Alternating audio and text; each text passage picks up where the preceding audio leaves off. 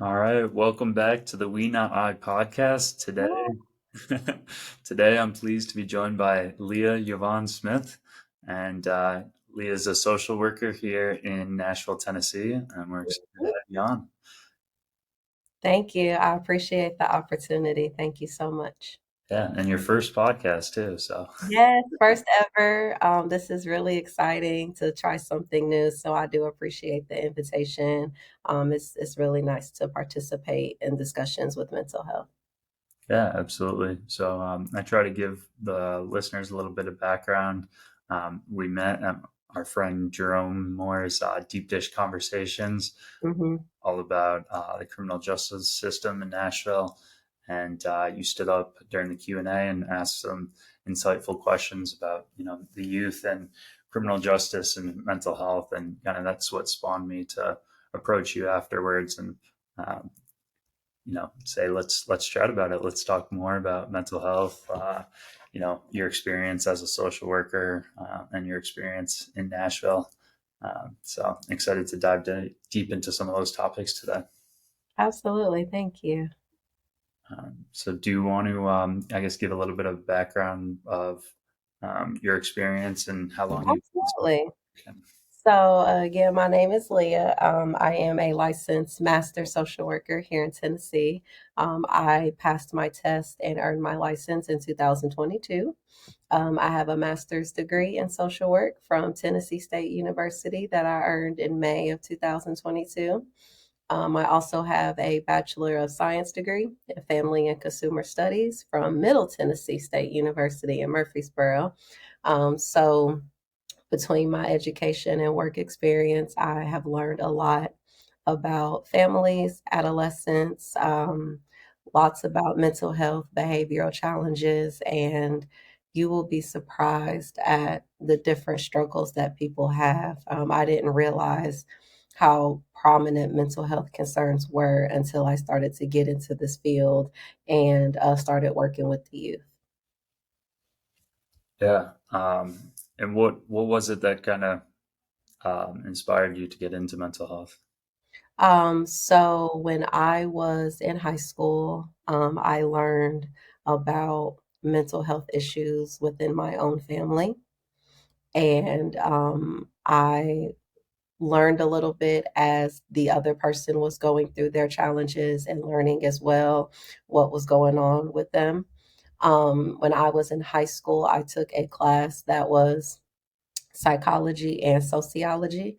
So it was a semester class in the fall, and the first half focused on the psychology piece.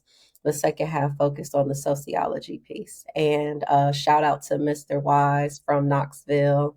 If he ever has the opportunity to hear this podcast, if I ever ran into him again, like I would love to just say thank you to him. At Hardin Valley Academy in Knoxville, he taught the class, and his wife, I believe she was a psychiatrist. I believe that was her title. And he actually invited her to come speak to the class, and she explained so much about mental health medicine. She talked about understanding different spectrums of mental health and understanding how to use the DSM to diagnose. In the psychology class, Mr. Wise did a lot of cool activities. We watched a movie about somebody who experienced schizophrenia, and that was my first introduction to what that meant. Um, I also appreciate Mr. Wise for teaching us that schizophrenia does not mean split personality disorder. Like a lot of time, that's kind of misunderstood. And so he taught us the differences of mental health diagnoses and really just opened up a whole new world for me when I was in high school. Wow. And so from there, I went to MTSU, and I originally wanted to major in psychology. Then I went undeclared, and then I discovered the family studies program for the undergrads. And then I learned that I could do that and minor in psych. So when I looked at the curriculum and I spoke to one of the professors at school, I just felt like the program just spoke to me. I took a family studies class the second semester of freshman year and absolutely loved it. And so from there, I was like, yeah, I gotta do this. I didn't have a clear like career path per se as far as like what exactly I wanted to do, but I knew I wanted to do something with kids and families. And so I just stuck with my major and just kind of figured it out from there. And then I was able to accept different job opportunities when I came out of school. And so that helped expand, my knowledge as well. Huh. Well, it sounds like a lot of it is thanks to Mr. Wise. And you, Yeah, shout out to Mr. Wise. I hope that man is doing wonderful in life and I hope he is okay. I have not seen Mr. Wise since I graduated high school. So wherever he is, I hope he is doing fabulous. yeah, maybe you can send this to him. And it's cool to just see how mental health education it's becoming more prevalent in schools now. But it's cool to see Mhm. that was so prominent in your inspiration to do what you're doing now. Absolutely. I went to a really good high school and they provided a lot of different classes, different electives. So I was able to really explore different things. And so that psychology class was like, all right, there we go. Oh, that was good after that. That's awesome, and I bet it's challenging and rewarding to work so closely with children and families. Challenging is an understatement. Ooh, challenging is an understatement. I have seen a lot, heard a lot, read a lot, and I'm just like, wow, like it's just stuff you wouldn't believe. I can't make it up. It's remarkable just some of the things that you see and hear and read, and it's just like, wow, like this is people's real life. Yeah, and you and I share experience working with in inpatient health a little bit in Vanderbilt. Mhm, Although I'm new to it, I've definitely seen. My unit is adults, but I had to work a day over at the child and adolescent side, and mhm. it's shocking to see that the child side is age 4 through age 12, and there's some kids in there that are 3 feet tall, and you're like, wow, you're inside an inpatient mental health facility. Uh, Mhm, mhm. Tough to deal with and tough to understand, but thankfully, there's people like you that are doing that work every day. Well, shout out to you as well for all of, your experiences and continuing your education to be able to learn and make a difference. So you definitely are playing a role in that too. Yeah, thank you. Um, so with you know, yeah, with that role, I guess I was going to ask you now that I am in the hospital. Each patient is assigned a social worker, so I'm interacting with these social workers um, on the regular, where I can see kind of they're finding placement for patients, and I guess Mhm. somebody new to this field or someone listening that doesn't fully understand what are like the roles and what's your daily responsibilities as a social worker. Absolutely. So, being a social worker in an inpatient psych hospital, you have a lot of responsibility as far as gathering accurate information about your patient, being able to make sure that your documentation is timely and thorough, and also making sure you understand the circumstances of the patient, understanding where that patient is coming from, and understanding what that patient has access to. Um, I had a huge part of my career working with children and families as like a collective unit. So having the experience in Vanderbilt to be a social worker on the adult inpatient side and just navigating that space with adults and helping them make decisions and helping to see what their options are is very different.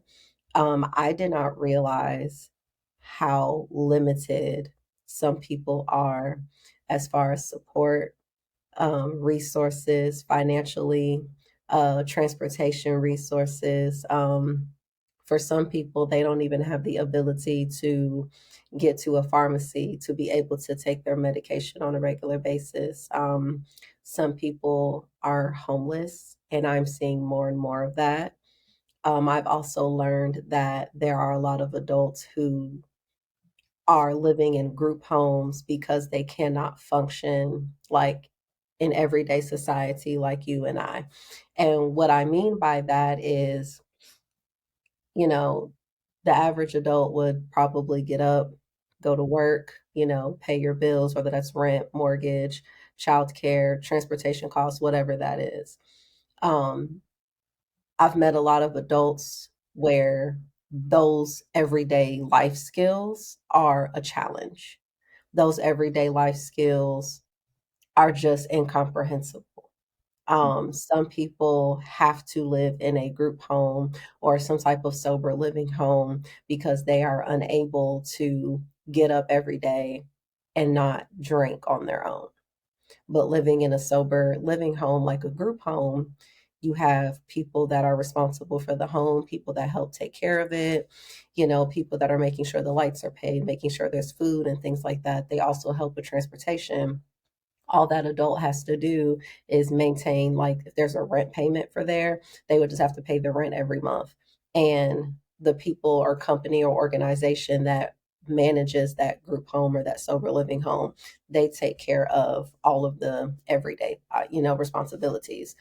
So somebody like myself who does not struggle with addiction, does not struggle with a mood disorder, any type of acute psychosis, sometimes it's hard for me, even professionally, to wrap my mind around this individual cannot get up and live on their own because they won't be able to be successful because of their mental health. Like, they need everyday one on one constant support. I've also learned a lot of people like genuinely do not have a family to rely on. A lot of people are disabled. I recently met somebody in a patient psych who had a lot of physical limitations. They had children that they were estranged from. Other family members unfortunately passed away. So they don't have somebody to help take them to the pharmacy, help take them to the doctor, help them go, pay a phone bill or something. Like, they just don't have it.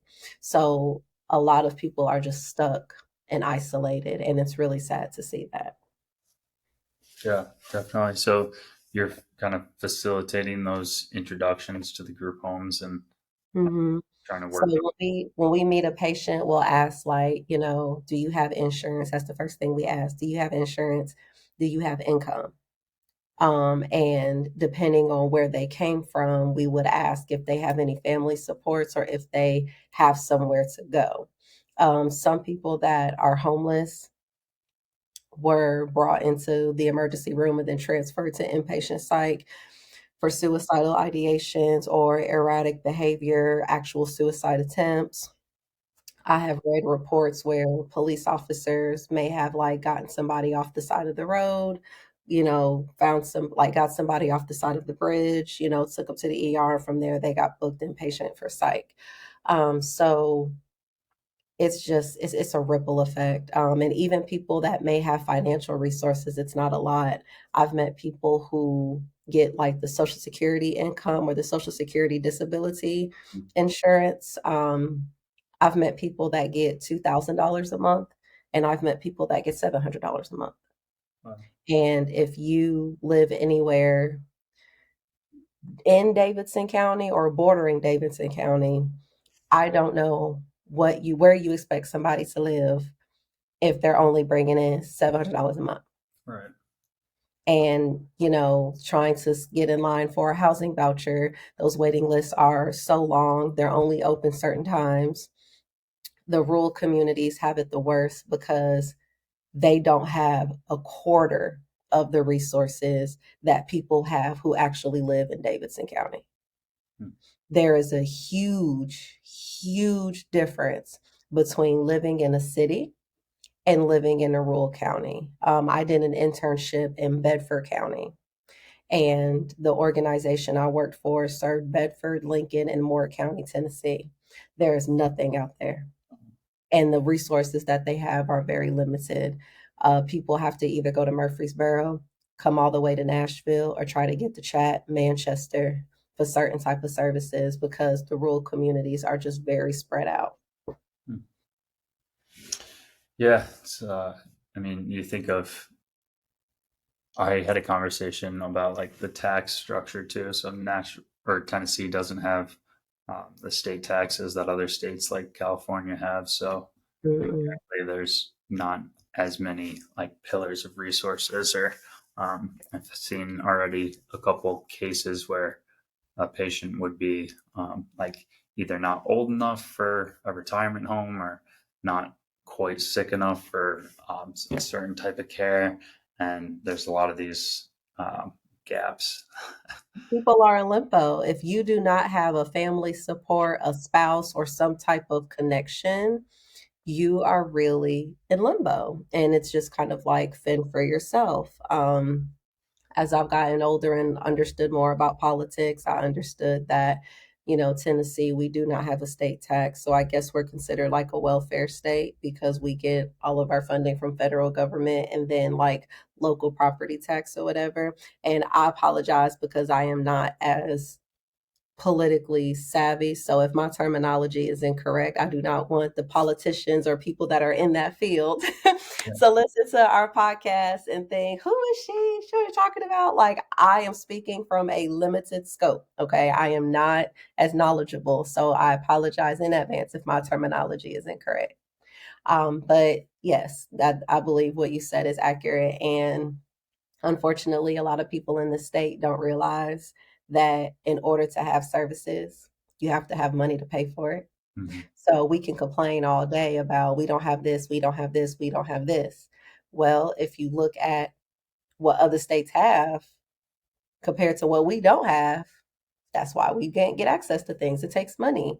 I personally would not have an issue paying federal tax and state tax if that meant the state would have enough resources to do the things that we need to do. I genuinely would not have a problem with that.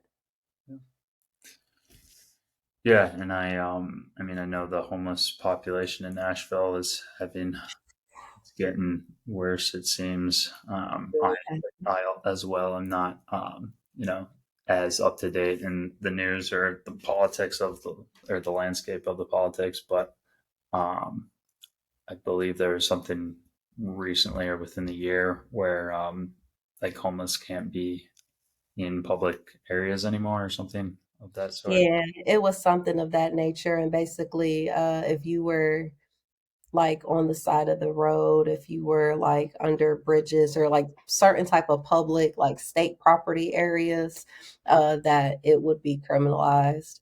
I just think that's very unfortunate. And maybe if we had more places to live that people could afford, the homeless population wouldn't be as bad. In Tennessee, I'm not sure if many people know this. I was fortunate enough to do a project in graduate school that required a lot of research. So I stumbled on some knowledge that just blew my mind. Tennessee does not have a law about rent control.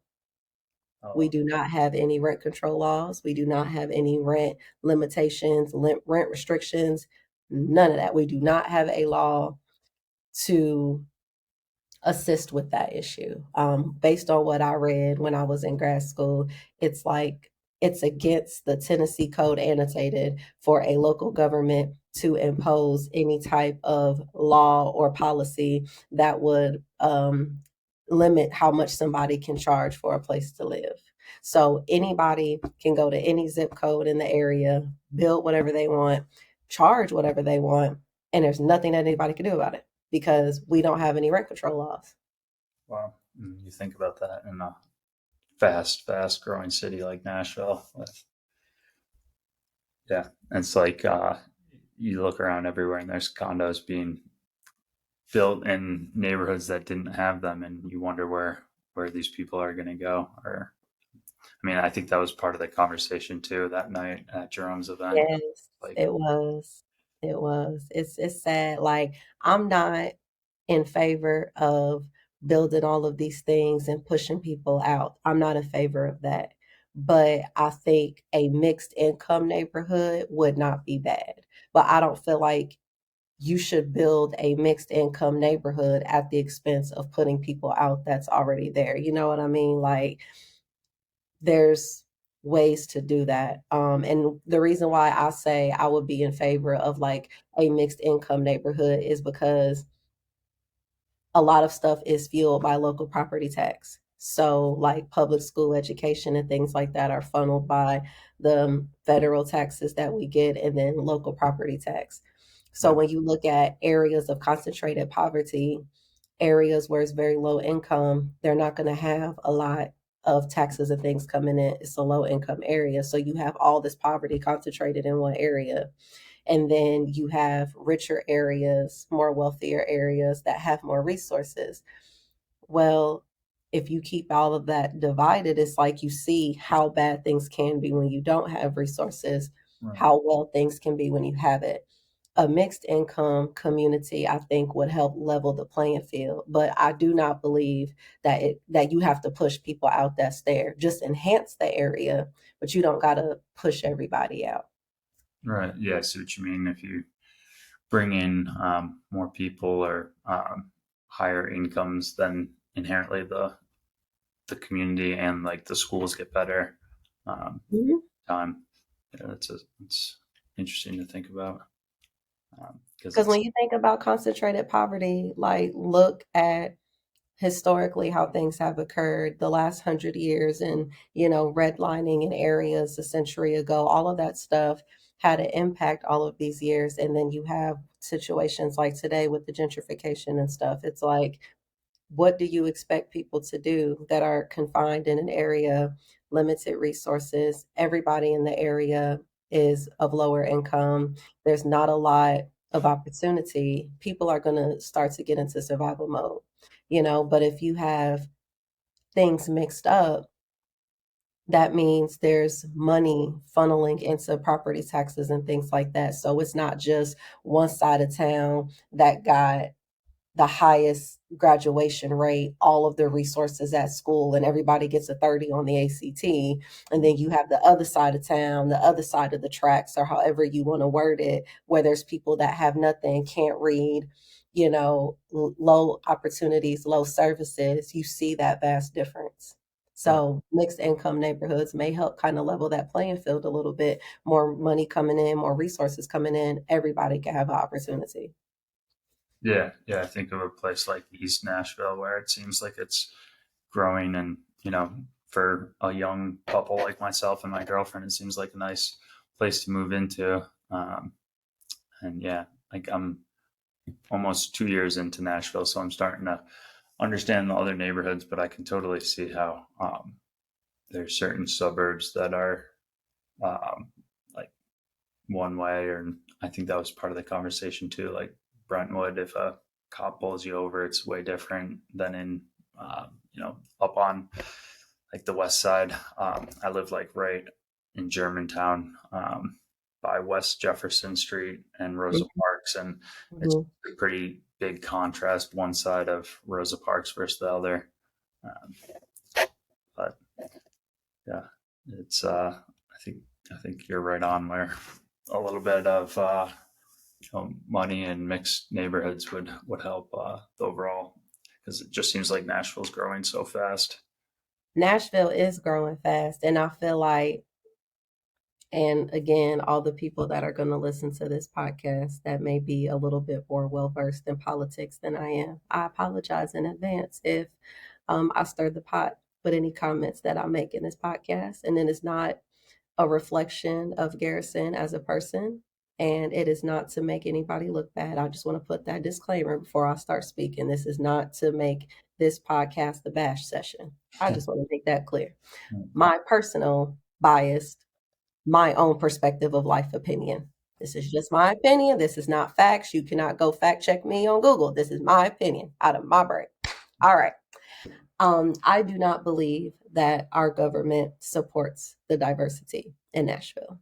I do not believe that our government, and when I say our government, I mean our governor and a lot of people in the House and Senate, my opinion, do not support changes that are not rooted in traditional Southern that way of life. You know what I mean? Like, I feel like everything that's not patriarchal, traditional, it's just kind of like, they don't really care.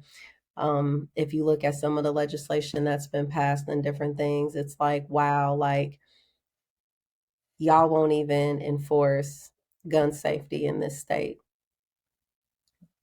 Y'all won't enforce any type of rent control laws and things that are for to help people, but y'all want to cut social services, cut funding for schools. I used to work for the state welfare agency, and I am very glad they got the pay raises that they got and the things that they needed, because there was a point in time I felt like we were working for pennies. There's not a lot of resources. I shouldn't say a lot of resources. We need more resources and support for our state welfare agency. And I think the state kind of ignores all of that. Um, my opinion, okay? That's my opinion, not a bash session. So, yeah. Yeah, I mean, you hit on a couple hot topics there, and I know it's like timely with the gun control, and then also just some of the social transgender things going on as well. Or it just Mhm. sometimes does feel like we're going backwards in time on some of the things that have been passed. Um, Right. And it's unfortunate. Like, personally, there are things that I don't agree with. We are all entitled to our own opinion, our own thoughts, the way we want to raise our children or whatever the circumstances. We are all entitled to that. But just because there's something that I don't agree with doesn't mean I have to take the right away from somebody else. right. Yeah, I think everybody should be able to be who they want to be and be safe. Like, what other people do, that's their business. But I still have a choice to do what I want to do and move how I want to move. But I don't think it's fair to, for example, with the hot topic of abortion, there's certain people that are totally against it. And if that's your beliefs, I respect your beliefs. I respect what you choose to do for your household and your circumstances. And if that's what you choose to be pro life, and, if something happens, you feel like you don't want to terminate whatever the circumstances are, you have the right. But does that mean you have to take that from somebody else if that's what that person chooses to do? That's what I don't like. If you don't want to do it, don't do it. But don't take the choice away from other people. Yeah, and why are like 7 people or just a handful of people deciding it for the rest of all of us? That's crazy. How are these men and no disrespect because you are a man, but like, how are these men in government making all of these decisions about women's health? And if you read news reports about women who are, having high risk pregnancies, there's a lot of safety concerns, a lot of health concerns, and they can't get the services they need. It's just like, really? And you have children that are being mistreated and abused in very, very awful ways. And if an accident were to occur out of that, you're going to force a 12-year-old or a 13-year-old to carry. Yeah, That's just awful to me. yeah. Have you? I know you can't talk about specific cases, but is that something you see? Personally, no. Just what I've read, like reading news reports or different stories that have come up about, women's health issues. It's something that I've read situations about, but I've never personally seen that. No. Well, just want to bring it back a little bit to mental health, but I'm sorry. yeah, I'm sorry. We just went all the way, but I feel like the conversation was really good. I'm sorry. Woo, we went all the way left. But all of these things tie into mental health. This stuff leads to depression, anxiety, and other issues. And when people are struggling to survive and have different circumstances, that does impact mental health. So I think we yeah, still on track. We still on track. Okay. yeah. No, I like it.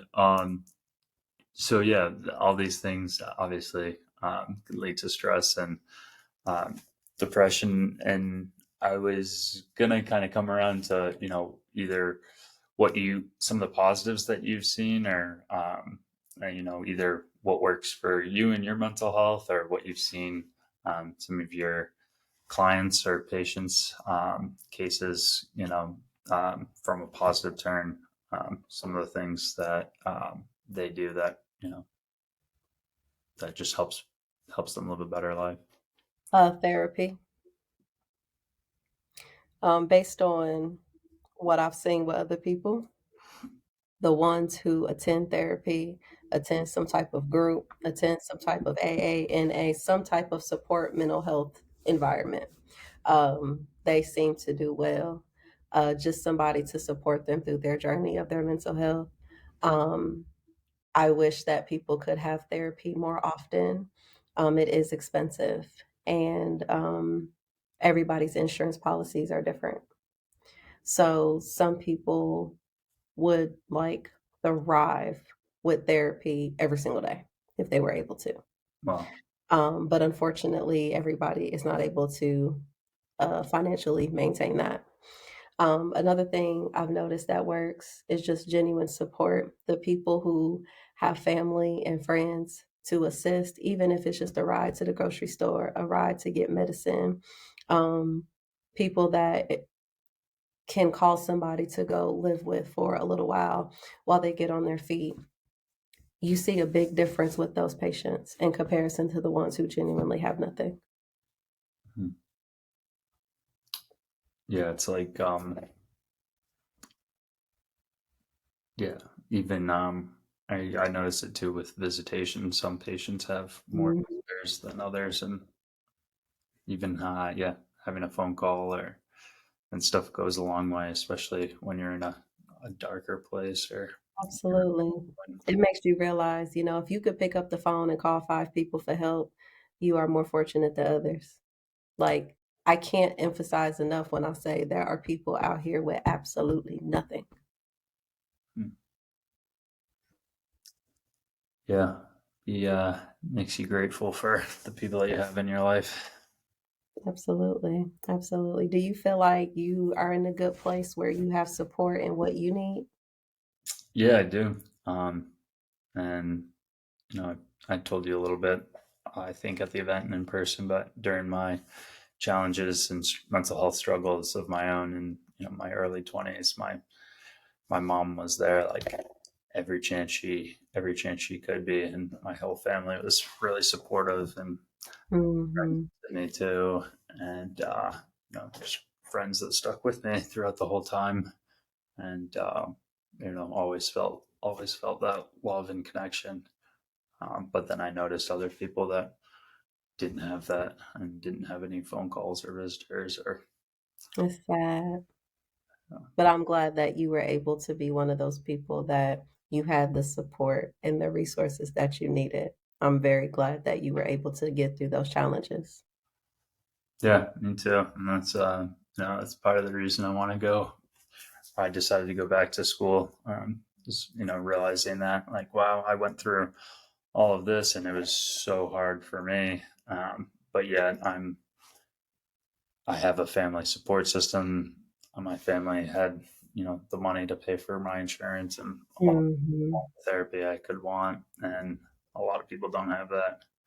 Yeah, and genuinely, like, this might sound not as professional, but a lot of problems could be solved with just a few dollars. Hmm. Like, honestly, all the people that I'm sure you've come across in your career as well, like, a few dollars would really make a difference. And a lot of stuff that people go through in the mental health struggles comes out of just different situations and different challenges and hardships. And I know, the cliche phrase like, "Oh, money don't buy happiness." Well, money buys you a lot of resources, and money provides you with a lot of opportunities, so you don't have to think twice about being unhappy. You know what I'm saying? Like, your unhappiness might be loneliness if you're by yourself, or, different type of unhappiness compared to just, like, genuinely not having your survival needs met. Like, it's a lot it's a different type of unhappy when you don't even have your basic needs to survive compared to being unhappy just because you're in the house by yourself without, a pet and a spouse. Does that make sense? Yeah, totally. I mean, that's where I was thinking too. It's like the peace of mind to have at least enough to go to the grocery store and get yourself something, or be able to afford a group home or anything like that. It's a Mhm. whole different level of stress, and um, I've never been there, but I'm sure it's entirely consuming. Absolutely. Like I could speak from personal experience just growing up. I was, raised by a single mom and there were challenges, with that dynamic. And, you know, a few dollars would have made a difference between stress and anxiety and not having stress and anxiety. Like if you can just have your basic needs met, all right. You know what I'm saying? Like a lot of things could have been different with just a few dollars. Yeah, I just finished up a course last semester called Social and Behavioral Determinants of Health, and Oh, that sounds like a good class. it was good. It talked a lot about basically you take there was one case where I was in Louisville, but you take like the same type of person, just different sides of the neighborhood, and just like the cortisol levels, and it was pretty much like directly related with however much money you made, your health, um, based on like the cortisol levels and your stress, and just anxiety, depression. Just like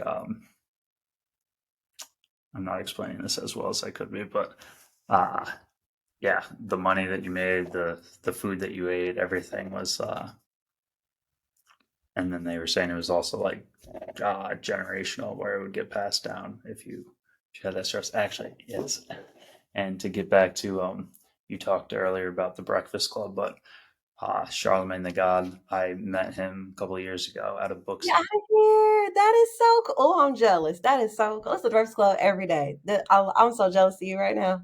But yeah, I met him after I listened to his audiobook when he came out with that book about mental health, and he had a whole chapter about how trauma and stress, um, especially in the African American community, gets like passed down in generations. And he talks about just kind of culture and stigma and not dealing with problems.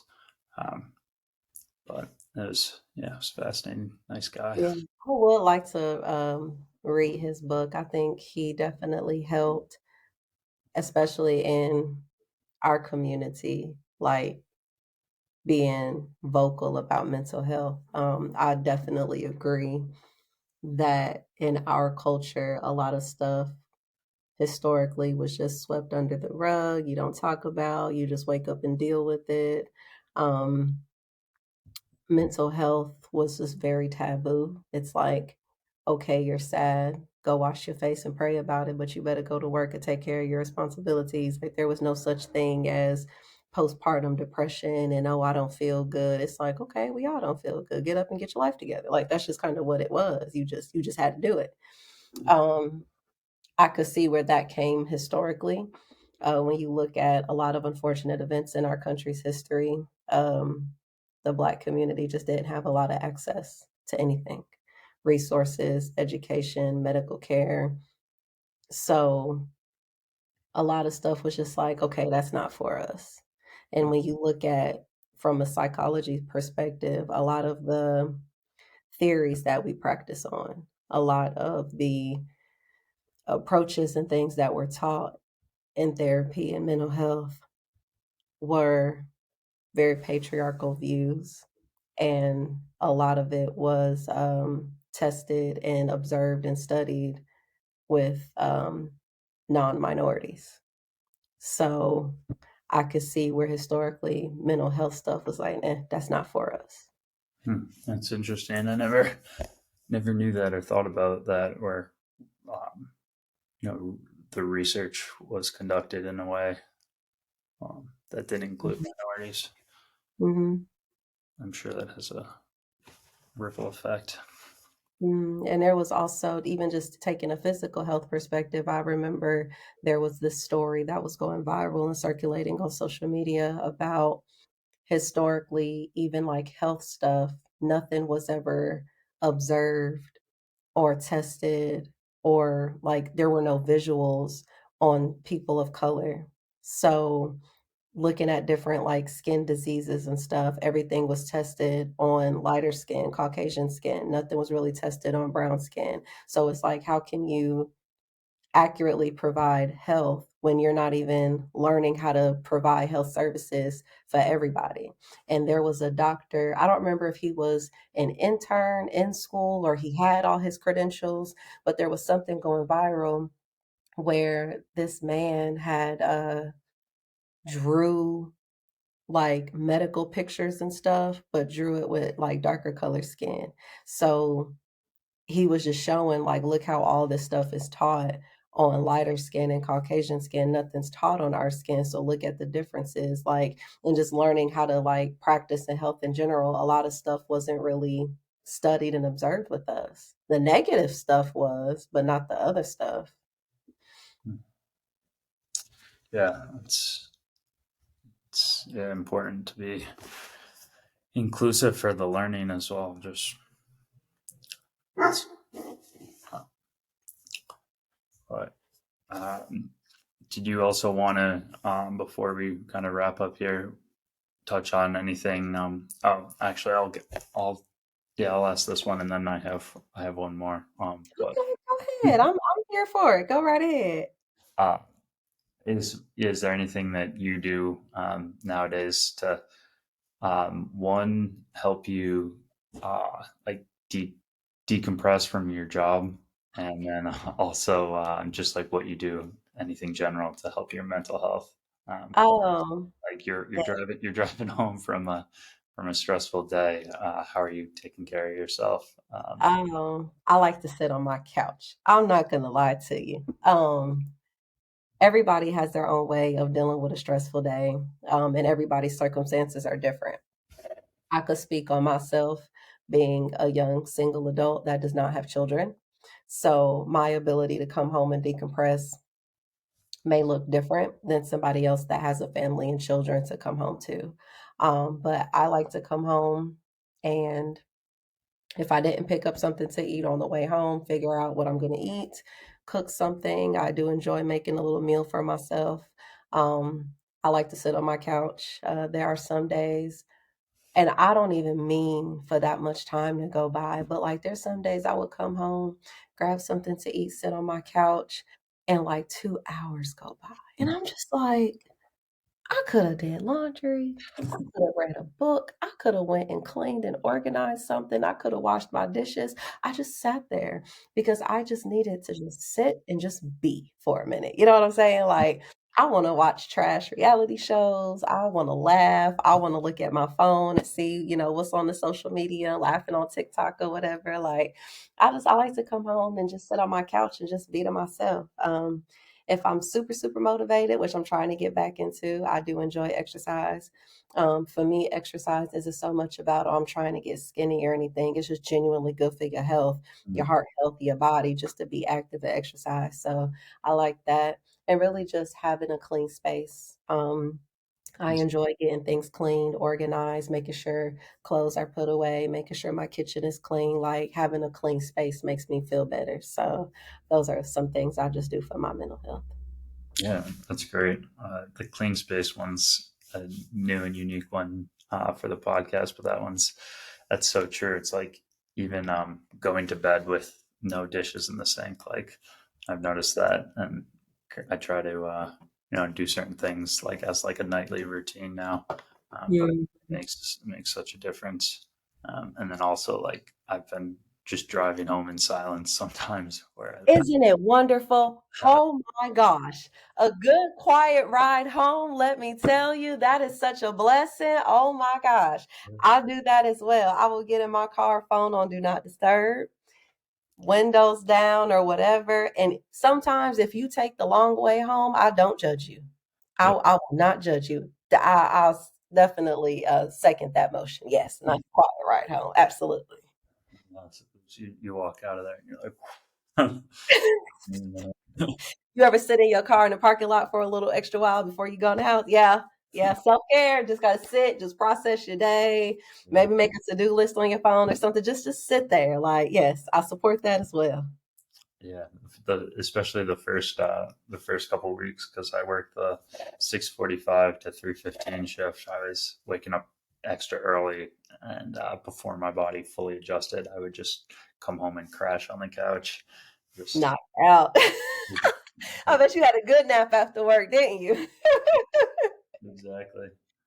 Um, but yeah, that leads into the last question. If and I'm very curious to hear your answer because we touched on a lot of different topics here. But Oh, if okay. you were queen of the world for a day and you could, make any change in mental health or um, social justice or whatever in the country, what would be the top thing or the top two, three things you'd change?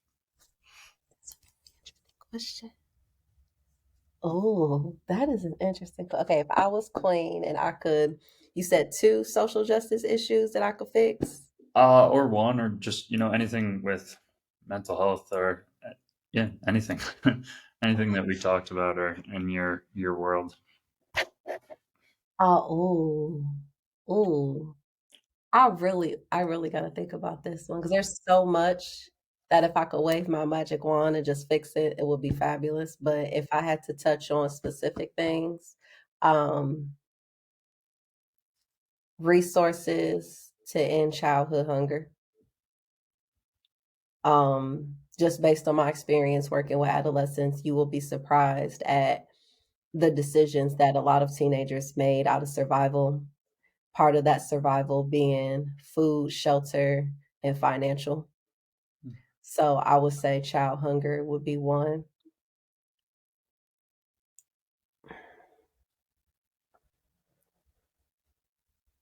This is, I don't, it's going to sound kind of like, oh, everybody wants that, but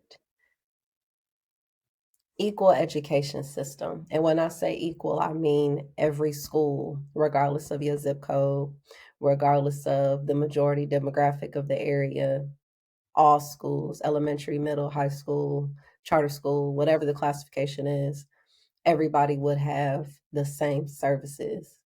So if this school got the brand new Mac computers for the kids in class, all the schools got brand new Mac computers for the kids in class. Not these schools and these zip codes got the brand new Mac computers and the brand new textbooks, and this school didn't. Right. Everybody, elementary, K through 12, everybody having the same resources for school. There should not be a difference in anybody walking into a public school. Everybody should have the exact same thing. Only thing different should be color and mascot and basketball and football or whatever sports stats, because that just comes from teams practicing in their own thing. But just to walk into the school to have the basic needs, everybody should have the same thing. I think those two things starting would make such a difference like in generations to come. So I would stick with those top two. Yeah, that's a good answer. I like how you chose two things that you know they happen early on, so that it's more of you catch these things early and they have a profound impact over time. Absolutely. And part of those services being equal in school is that everybody eats for free. Every student can walk into school and get breakfast, lunch, and snack for free. Let's make them really healthy too. Yes, that too, that too. I took a nutrition class in undergrad and we had to do an activity where we researched school lunch programs across the country. I'm sorry, across the globe and compared different countries and how different school systems operate. And it really made you like sad to see what our students eat in school compared to other countries. Hmm. Well, Like what were some of the things that they were eating in other countries? like their food looked phenomenal. It wasn't as processed. It wasn't as like rapid manufactured. Like the other schools in other countries had fresh salads, fresh seafood. They had fresh snacks, and it wasn't just like something out of a can thrown on a, container just to give to the kids, like fresh chopped up fruit bowls, like their food was made, put together on the trays. They had low sugar, low sodium, like soft bread rolls, like they had different type of meats with sauces, and like it was genuinely good quality food. Like, you would have thought they were at one of, like, the top hospitals going through the employee lounge or something. Like, these other schools really fed their children well. And when you compared our nutrition plates compared to other nutrition plates, like, our kids had high sodium, high sugar, high fat content, a lot of processed food, stuff not as fresh compared to what other countries give their kids. Um, yeah, that's one of the main things I'm interested in because food was so instrumental in my own mental health and healing, and that's something that people don't necessarily um, put two and two together with is how important food is towards mental health. So that's one of the things I did a project on in school too is like I did a mock program where it would be like educational sessions on food for high school students, and then to see the depression rates decrease over time, that would be the goal. I don't think that's something that's been studied um, much. Um, I like that perspective. And I think in the public school system, like we don't feed our kids enough, like portion wise. Like you have adolescents in school that are playing football, running track, playing soccer, baseball, starting early in the day in school for 8 hours. And I just feel like we don't feed the kids enough, like not only just the quality of it, but the quantity as well. I'm not sure how many 17-year-old teenage boys is going to get full off of one slice of pizza, one apple, and one drink. right. A 17-year-old going through puberty, especially an active 17-year-old playing sports in school 8 hours a day, probably got 2.5 hours of practice after school. Mm. They had a first or second lunch period between 11 and 12 o'clock. They got one piece of pizza, one piece of fruit, and one drink, and you think that 17-year-old is going to be full? Come on now. Yeah, that's why. Yeah, and then either that or it's just like a highly processed, highly sugar Mm. meal, so that they're crashing in third period right after it. So yeah, there's there's a lot I could go on for a long time about all that. See, there's so many facets of mental health. Like it all ties together. If we could eliminate or at least reduce a lot of this other stressors and situations, Mhm. it would make such a stark difference on mental health. We can't make this stuff up. Like this is not, what I'm saying, something that we just pulled out of nowhere. We've been in the field, we've had experience. I mean, we see it. Yeah, this was a cool podcast because I normally Yes. you normally think of mental health and I've talked to addiction specialists and I've talked to like other people and it's normally um, you just think of depression as depression, and I feel like we just touched on transportation, housing, equality, food, like connection, family support, like so much of these uh, other outlines that lead to mental health. And that is the beauty of social work. And I'm glad that I picked social work as a field and I pursued it in my master's degree because social work is very holistic. I feel like, and there's nothing against psychologists, there's nothing against the whole psychology field because everything, a lot of stuff is a derivative from psychology. So I'm not discrediting anything. Like half my undergrad program was psych. I learned so much. I feel like in certain ways, some things are very focused on the individual, and does not take into consideration other things that as a part of that individual.